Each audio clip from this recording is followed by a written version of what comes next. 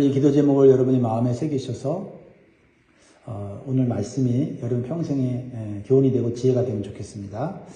자, 한번 따라 하시겠습니다. 내 욕심보다 하나님의 뜻을 따르게 하시고 선한 도구로 사용받게 하소서.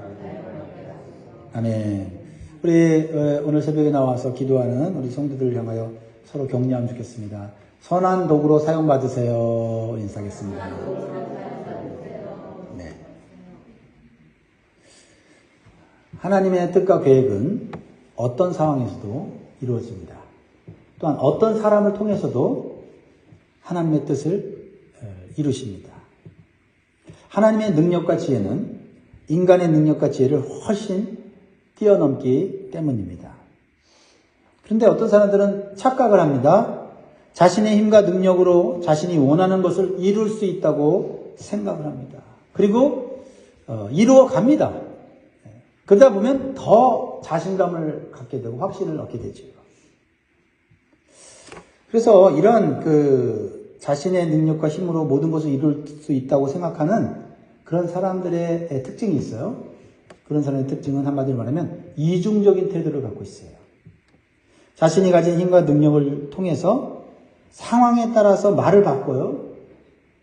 또 자기에게 유리한 쪽으로만 선택을 해 나가면서 나름대로 어떤 세상적인 성공을 이룹니다.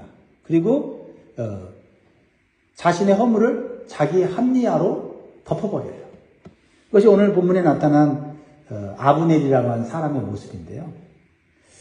이 아브넬은 사울의 집의 군대 장관이에요. 그래서 그는 자신의 권력으로 모든 상황을 좌지우지할 수 있다고 자만하고 있어요. 왜냐하면 사울의 집에 아주 힘이 없는 사람, 사울의 손자인 이스보셋을 왕으로 세웠거든요. 호사압이 왕으로 세우고 자신이 실질적으로는 권력을 휘두르고 있어요. 그래서 현재 유다 지파의 왕인 다윗에게 사신을 보내서 다윗에게 이렇게 얘기를 해요. 내가 당신을 이스라엘 전체의 왕이 되게 해주겠다 라고 얘기해요. 그러면서 자신과 언약을 맺자고 얘기합니다. 참으로 자신감이 넘치는 사람이죠. 누군가를 내가 왕으로 만들어줄 수 있다 라고 말할 수 있는 사람이면 대단한 힘과 그런 권력을 가진 사람 아닙니까? 과연 그렇게 될까요? 자, 12절 보겠습니다. 아브넬이 자기를 대신하여 전령들을 다윗에게 보내어 이르되 이 땅이 누구의 것이니까? 또 이르되 당신은 나와 더불어 언약을 맺사이다. 내 손이 당신을 도와 온 이스라엘이 당신에게 돌아가게 하리이다 하니. 얼마나 이 아브넬의 말은 자신감이 넘치고 얼마나 현재 이 사람이 사울의 집에 능력이 있고 영향력 있는 사람인지를 보여주고 있어요. 아브넬이 다윗을 이스라엘 전체의 왕이 되게 해주겠다고 말하는데 어떻게 될까요? 실제적으로 다윗이 이스라엘 전체의 왕이 돼요. 그런데 여기서 중요한 사실이 있어요. 아브넬의 말대로 되는 것이 아니라 하나님 뜻대로 된 거예요. 아브넬은 자신의 능력과 정적인 술수로 다윗을 왕으로 만들어준다고 하면서 왕이 되게 하는데 역할을 해요. 근데 아브넬의 뜻대로 된 게 아니라 하나님 뜻대로 되었다는 거예요. 그러니까 세상을 볼 때 이러한 아브넬의 시각이 아니라 하나님의 시각으로 볼 수 있어야 돼요. 왜냐하면 하나님께서는 이미 다윗을 이스라엘 전체의 왕으로 세우시려고 계획하고 있었기 때문이에요. 잠언 16장 9절에 이런 말씀 있죠. 사람이 마음으로 자기의 길을 계획할지라도 그의 걸음을 인도하시는 이는 여호와시니라. 이 말씀은 두 가지로 해석할 수가 있어요. 하나님께서 나에게 소원을 주셨고 그 계획을 나에게 보여주셨으면 나는 하나님의 뜻대로 형통하게 되는구나 라고 해석할 수도 있지만, 사람이 내가 이렇게 해야 되겠다라고 결심했지만 하나님의 계획과 다르면 사람의 뜻대로 되는 게 아니라 하나님의 뜻대로 된다는 것을 말하고 있는 거예요.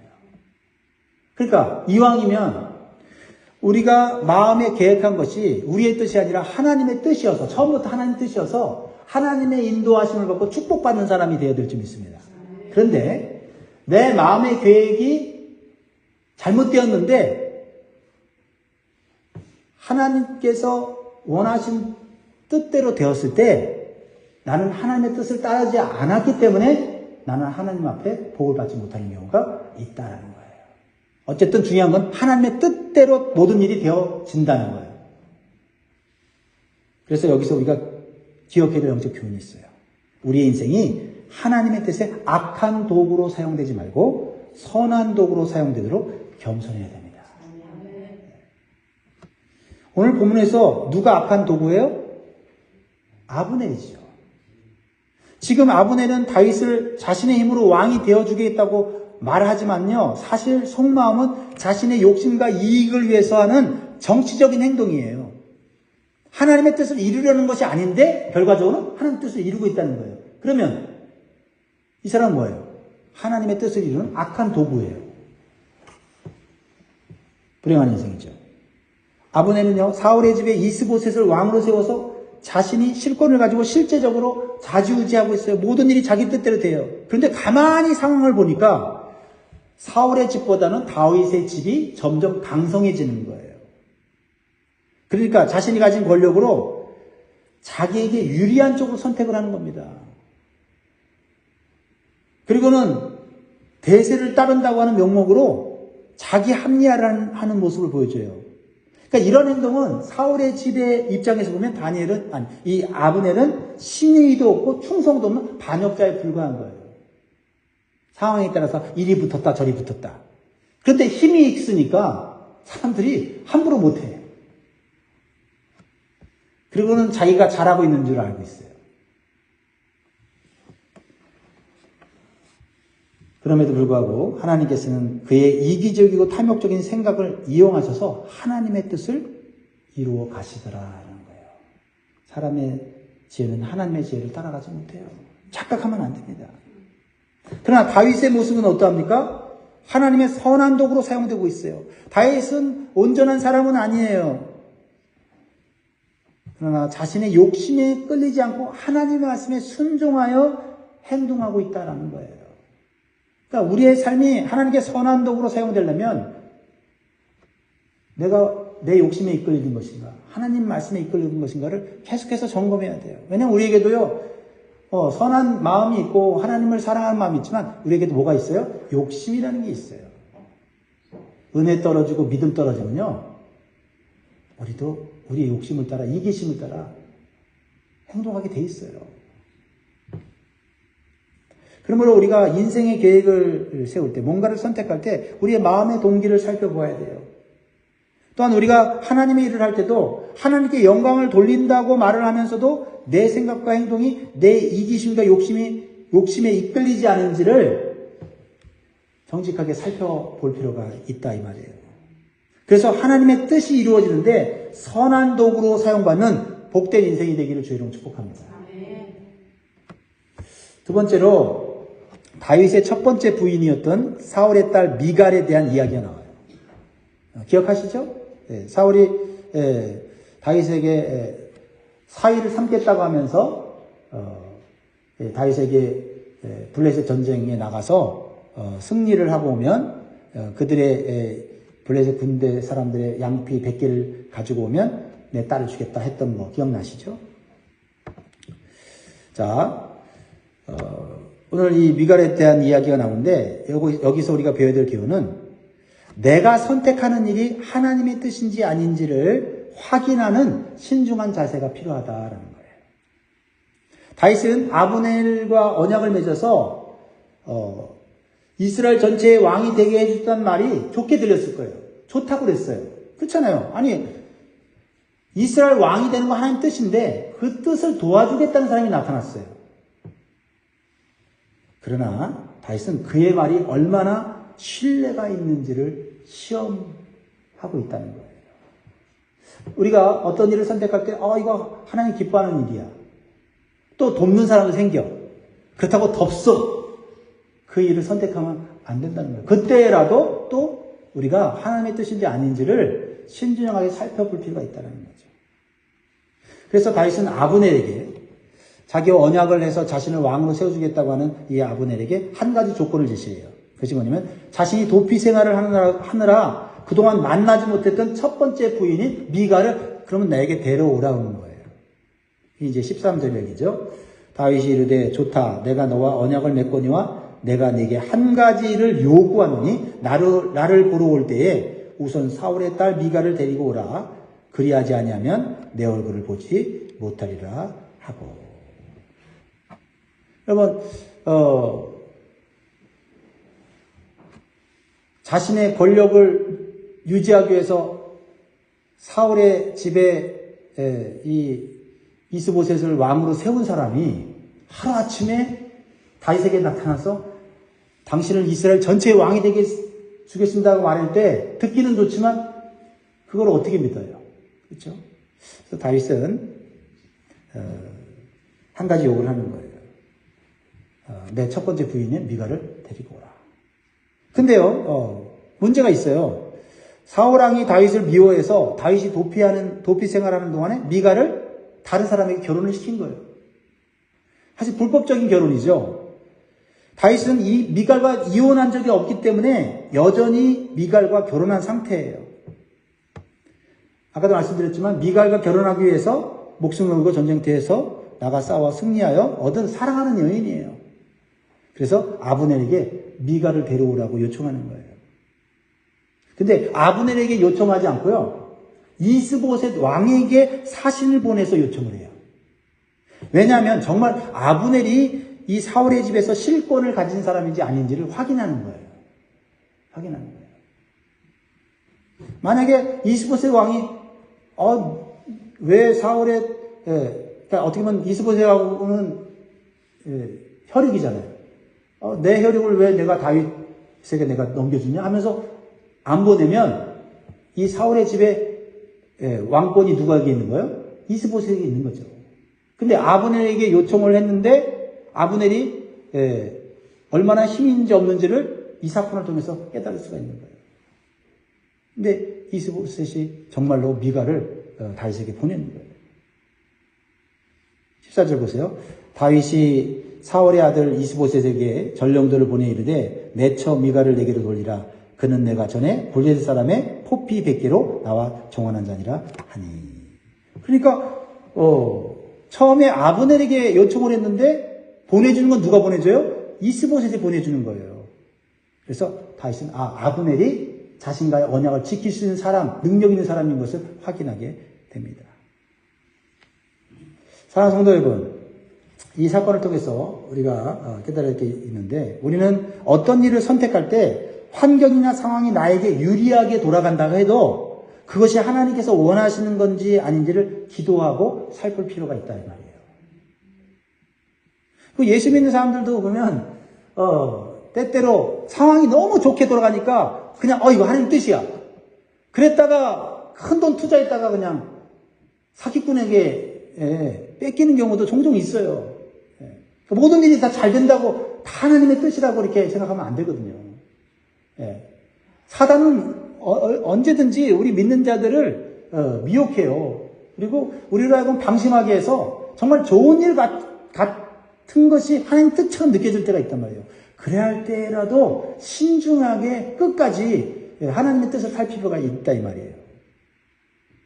그렇지 않으면 믿음의 사람도 환경과 상황의 유리함을 따라서 선택하여서 실수할 수 있다라는 겁니다. 혹시 여러분들이 지금 어떤 일을 선택하고 어떤 일을 계획하고 있다면 그리고 그 일들이 잘 돌아가고 있다면 그때 여러분 방심하지 마세요. 그때라도 하나님 앞에 기도하고 하나님 내가 이것을 하려고 하는데 또 이것을 선택하려고 하는데 하나님 맞습니까? 안 맞습니까? 하면서 하나님의 지혜를 받아서 선택해야 될 줄 믿습니다. 이제 아브넬은 다윗의 언약을 이루기 위해서 이스라엘 장로들을 만나고 베냐민 지파 사람들을 만나요.